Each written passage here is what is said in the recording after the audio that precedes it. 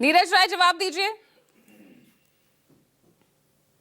बड़ा अजीब लगता है कि जब भाजपा के लोग मंदिर पे और सनातन पे बात करते हैं कि एक मंदिर नहीं खुला और काली पूजा, शायद अनिरुद्ध जी को नहीं पता है कि बनारस में मोदी जी के संसदीय क्षेत्र में दुर्गा पूजा का भी परमिशन नहीं मिल रहा है। और आइए मंदिर की अनिरुद्ध जब जी, बात अब बीच में इंटरवीन कर मत लेते हैं कीजिए तो कुछ प्लीज सेकंड, उसके प्लीज बाद हम आते प्लीज। हैं बंगाल पे। नहीं, एक रिक्वेस्ट है अनिरुद्ध जी, नहीं देखिए, बीच में इंटरवीन नहीं और कीजिए।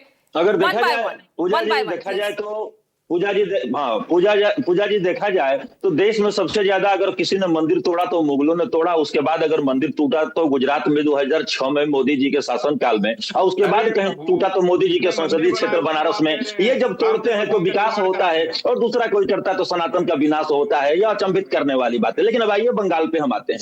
ये बंगाल में सुशासन की बात करते हैं। जब ये 2014 में सत्ता में आए तो कांग्रेस के सभी भ्रष्टाचारियों को जेल भेजने की बात करते थे। अनिरुद्ध जी से जब बारी आएगी तो पूछ लीजिए कितने भ्रष्टाचारियों को इन्होंने आज तक जेल में भेजा। उत्तर प्रदेश की ये बात कर रहे हैं, गाजियाबाद से गाजीपुर तक। भाई साहब, मैं भी उत्तर प्रदेश से ही हूं और गाजीपुर से ही हूं, लेकिन लखनऊ में विकास के जो केंद्र है आपको मैं बता देता हूं कि अभी लाइट चली गई थी और विकास का शिकार भाजपा के यहाँ पे उत्तर प्रदेश के सभी लोग होते जा रहे हैं। और नाली और सड़कों की स्थिति यह है कि घर के बाहर घुटना भर कीचड़ भरा हुआ है। भेज के अब दिखवा लीजिएगा पूजा जी, बंगाल में अब किस तरह का विकास करेंगे। इस पर भारतीय जनता पार्टी को चुनौती दिखाना है। क्या 45 दिन जब हिंदू मुसलमान और जय श्री राम पे चुनाव लड़ रहे हैं, मुद्दों को अपना नदारद कर रहे हैं, वहां के विकास कैसे करेंगे। आप 1 लाख नौकरी कैसे देंगे एक साल में। देश में आपने कितना नौकरी दिया। यह बात इसलिए हो रही है अनिरुद्ध जी की केंद्र में 13 साल से आपकी ही सरकार चल। ये जिन प्रदेशों में ये चुनाव लड़ने जाते हैं वहां की व्यवस्थाओं को ये बात करते हैं। 500 रुपया में ये लोग सिलेंडर राजस्थान में नहीं दे पाए, 2500 रुपया ये लोग दिल्ली में आपने नहीं तो दे पश्चिम पाए, बंगाल में और सब बंगाल दिया, में ये जा रहे। आप तब भी जनता आपके साथ क्यों नहीं दिखी फिर? मैं बता रहा हूं क्यों नहीं दिखी। हाँ। क्या बात करती हैं। जब ये वही लोग हैं चुनी हुई सरकार को कोरोना के काल में खरीदने का काम करते हैं तो बंगाल इनके लिए एक राजनीति का अखाड़ा था। और मेरी आंतरिक इच्छा अगर आप जानना चाहेंगी तो मैं खुश हूं कि भारतीय जनता पार्टी वहां पे सरकार बनाई है। और वहां पर कैसे ये साधेगी, उत्तर प्रदेश, बिहार, झारखंड, राजस्थान, मध्य प्रदेश से दिल्ली और गोवा, उत्तराखंड और गुजरात और महाराष्ट्र में हिंदू मुसलमान कैसे करेगी भाजपा की सरकार, यह सबसे बड़ी बात हो गई है। और ये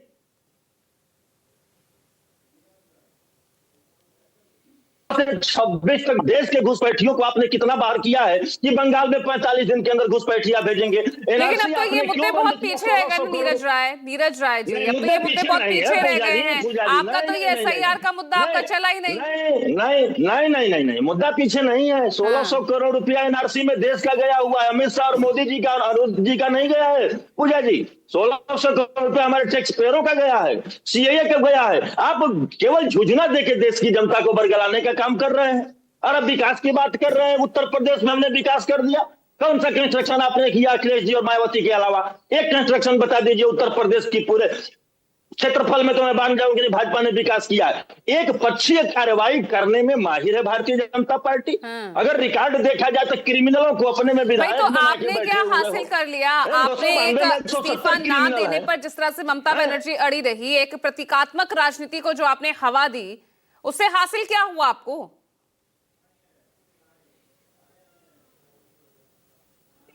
अब बताइए, 13 साल से 2016 से बंगाल में राजनीतिक हिंसाएं हो रही हैं और ये सत्ता लोलुप लोग, सत्ता के भूखे लोग, एक बार भी सरकार अगर वहां निरंकुश थी तो ये कार्रवाई करते हुए इतने बड़े विभाग हमारा हिंदुस्तान के प्रधानमंत्री तो 15 साल में जब आप उस परिपाटी को चेंज नहीं कर पाए, खूब हवा मिली आपके 15 साल के शासन में इस हिंसा को, खूब चला ये हिंसा का दौर, हर चुनाव में चला। उस देखिए, ये मतलब कि ममता बनर्जी जीतती हैं तो दोषी ममता बनर्जी है, भाजपा जीतती है तो हिंसा के लिए दोषी ममता बनर्जी है। ये कहां की नैतिकता है भाई। चुनाव आयोग और राज्यपाल की जिम्मेदारी सुनिश्चित कौन करेगा? ममता बनर्जी करेंगी या कांग्रेस करेगी, आम आदमी पार्टी या पूरा विपक्ष करेगा? आप लोग भी गजब बात कर रही हैं। एक बार गृह मंत्री ने जवाब दे ही दिया। राज्यपाल तो इनके ही पिट्ठू बैठाए जाते हैं। पूरे देश में देखा जाए तो भारतीय जनता पार्टी और संघ के लोग ही बैठे हैं राज्यपाल बनकर। किसने कहा कि हिंसा गलत हुआ या कार्रवाई हुआ? 2.5 लाख सुरक्षा कर्मियों को लगाकर तो आरोप तो आप ही पर लग रहा है ना, आरोप तो आप पर भी, हारने वाली पार्टी आप है, तो आरोप आप पर लगा रही है बीजेपी। कि सब अरे भाई, इन BJP भाई आरोप चुनाव भी के दौरान, मतदान एक के चीज दौरान तो बताइए। कुछ नहीं हुआ, कोई हिंसा नहीं हुई, नतीजे एक चीज आए उसके बताइए, बाद से हिंसा एक चीज शुरू हो गई। बताइए।